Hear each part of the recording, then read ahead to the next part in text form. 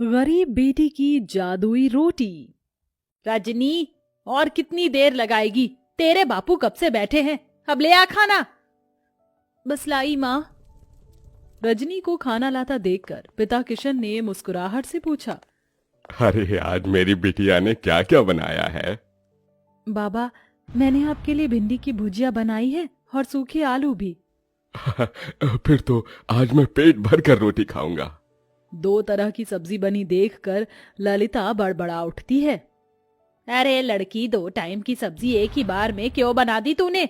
एक तो ऐसी तेरे बाबा की कमाई धमाई नहीं है और महंगाई इतनी है। जाने दो ललिता, अब तो बना दिया बिटिया ने। कल को ब्याह कर अपने ससुराल चली जाएगी ना, तो बहुत रोगी तुम। अब गुस्सा थूक दो और बिटिया के हाथों का खाओ। ये लो। किशन जैसे ही खाने का निवाला ललिता को खिलाता है, ललिता का मुंह चढ़ जाता है। आथू!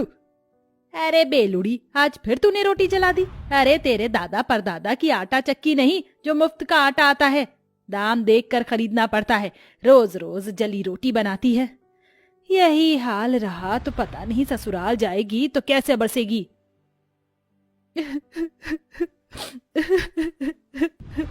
अरे बिटिया, तू रो क्यों रही है? तेरी माँ तेरे भले के लिए ही कह रही है ना। मैं क्या करूं बाबा, मैं इतनी कोशिश करती हूँ गोल रोटी बनाने की, मगर आड़ी टेढ़ी बन जाती है और जैसे जब तवे पर सेकती हूँ तो आँच से जल जाती है। देख रजनी, कल तुझे देखने लड़के वाले आ रहे हैं। अच्छा खासा घर द्वार है उनका। मैं नहीं चाहती कि ये रिश्ता हमारे हाथ से जाए, समझी? अगले दिन सरस्वती अपने परिवार के साथ रजनी को देखने आती है। रजनी नजरें झुकाए हाथों में चाय नाश्ता लिए आती है। जी नमस्ते, लीजिए। भाई वाह, ये समोसे और कचौरी तो बड़ी स्वाद भरी है। ललिता जी, किसने बनाया? जी ये समोसे कचौरी सब बिटिया ने बनाया है। अरे वाह, ये तो सोने पर सुहागा हो गया। रूप की धनी तो है ही, खाना बनाने में तो हलवाई जैसा हाथ पाया है। अब तो आप शहनाई बजाने में देर मत कीजिए। मुझे अपने शुभम के लिए आपकी रजनी पसंद है। लड़के वालों के जाते ही किशन ने कहा, क्या जरूरत थी भाग्यवान उनको झूठ बोलने की, और इससे तो एक रोटी तक नहीं बनती। अगर सच बोल देती ना तो वो लोग रिश्ता तोड़कर चले जाते, और इस तरह से इसका रिश्ता कहीं नहीं लगेगा। सारी जिंदगी कुंवारी बैठी रहेगी। अगर तुम्हारे पास लाखों का दहेज देने को हो तो ढूंढ लो नौकर चाकर वाला घर। अरे शादी के बाद ससुराल जाएगी तो धीरे धीरे सीख जाएगी। थोड़े दिन में रजनी ब्याह कर ससुराल आती है, जहाँ जेठानी चंद्रलेखा हुक्म चलाते हुए बोली, देवरानी जी, तुम पहली रसोई में मटर पनीर की सब्जी, छोले और मीठे में खीर बनाना, और पूरी की जगह पर रोटी बनाना। वो क्या है ना, हम सब रोटी खाने के शौकीन हैं। ये सुनकर गरीब रजनी दुविधा में आ जाती है और जैसे तैसे पहली रसोई की रीत निभाकर सबको परोसती है। रोटी का जला हाल देखकर सरस्वती ने कहा, रजनी बहू, ये कैसी जली पकी रोटी बनाई है? भट्टी में सेक कर लाई है क्या? वही तो माँ जी, ऐसी कोयले से काली रोटी तो कुत्ता भी ना खाए। अरे मैं तो गरीब घर की ये देख कर उठा लाई थी कि गरीब की बेटी को सुखी घर परिवार मिल जाएगा। जा चंद्रलेखा बहू, तू रोटी बना ला, क्योंकि इस गरीब की बेटी की तो बस की नहीं है एक रोटी भी बनाना। और तू मेरी गरीब बहू, जा जाकर इस रोटी को बाहर फेंक दे। सास से जली कटी सुनकर रजनी रोटी लेकर बाहर चली आई। मैं इस रोटी को फेंकूंगी नहीं, क्योंकि अन्न की बर्बादी होगी। किसी जरूरतमंद को दे देती हूँ। तभी एक उम्रदार बुढ़िया उसके पास चलकर आई। बेटी, रोटी खिला दो, बहुत भूखी हूँ। ये लो अम्मा, क्षमा करना, रोटी जरा जली हुई है और मेरे पास कोई सब्जी भी नहीं। मेरी पोटली में गुड़ है, उससे खा लूंगी। बुढ़िया हबड़ हबड़ कर रोटी खाने लगती है। तभी रजनी का परेशान चेहरा देखकर वो पूछती है, बेटिया, तुम परेशान क्यों हो? अम्मा, मेरी लाख कोशिश करने के बाद भी मुझसे गोल और अच्छी रोटी नहीं बनती। मेरी जेठानी अच्छा खाना बनाती है, इसलिए रसोई पर एक अकेली उनका अधिकार जमा है। मेरी सास ने मुझे बहुत ताने दिए। तत्पश्चात बुढ़िया पोटली में से एक तवा उसे देकर बोली, ये लो बेटी, ये जादुई तवा है।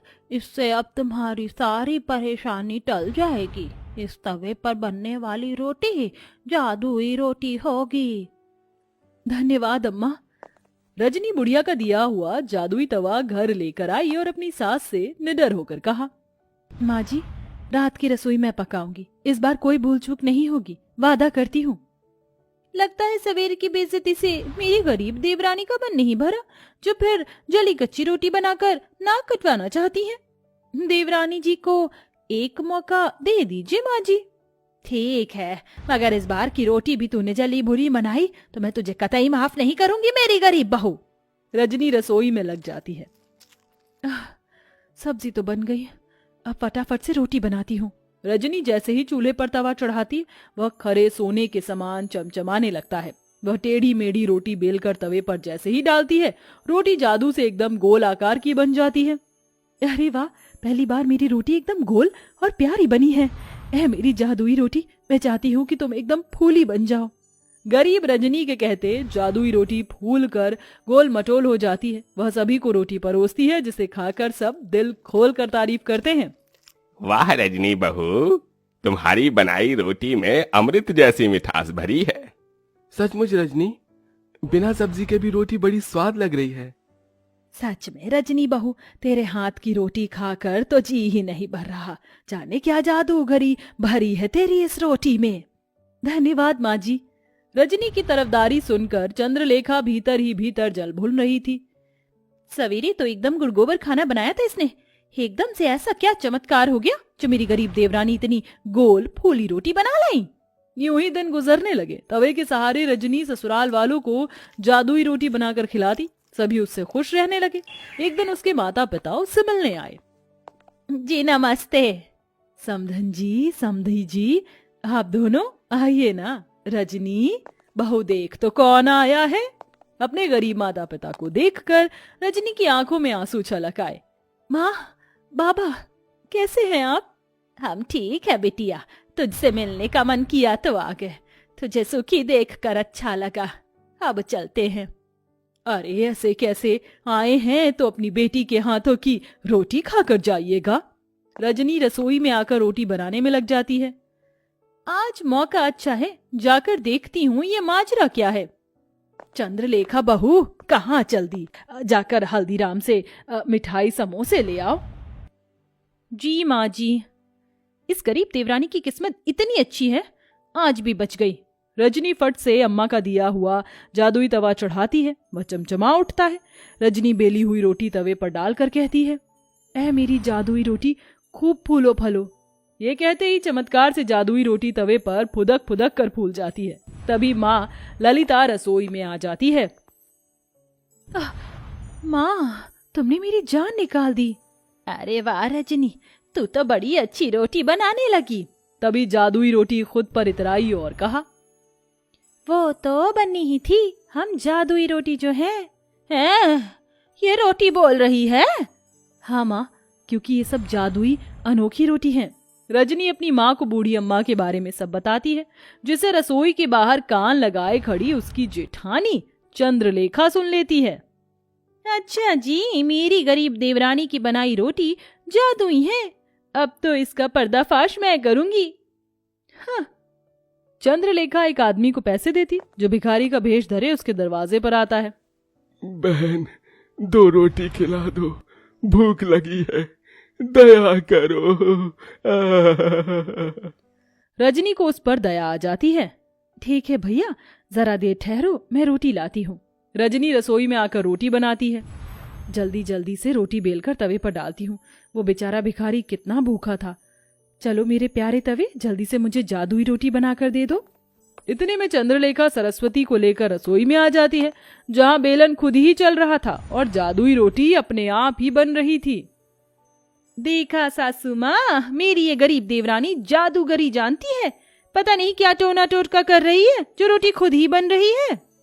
नहीं नहीं माँ जी, जेठानी जी मुझ पर झूठा दोष लगा रही है, ये सच नहीं है। अरे मैं जो आंखों देखी देखूंगी उसे ही तो सच मानूंगी ना। रजनी बहू, तू डायन तो नहीं? नहीं माँ जी, अपनी सच्चाई का सबूत देते हुए रजनी जादुई रोटी और तवे के बारे में सब बता देती है, जिससे दूध का दूध पानी का पानी हो जाता है। इसके साथ तवे का जादू भी चला जाता है। चंद्रलेखा बहू, तुमने जलन और बैर में रजनी बहू को गलत दिखाया, और रजनी बहू तो क्या हुआ जो इस तवे का जादू चला गया। अब तुम्हें रोटी बनाना तुम्हारी सास सिखाएगी। माँ जी, रजनी रोते हुए अपनी सास के गले लग जाती है और बड़े चाव से ना केवल रोटी बनाना बल्कि सब कुछ बनाना सीख लेती है।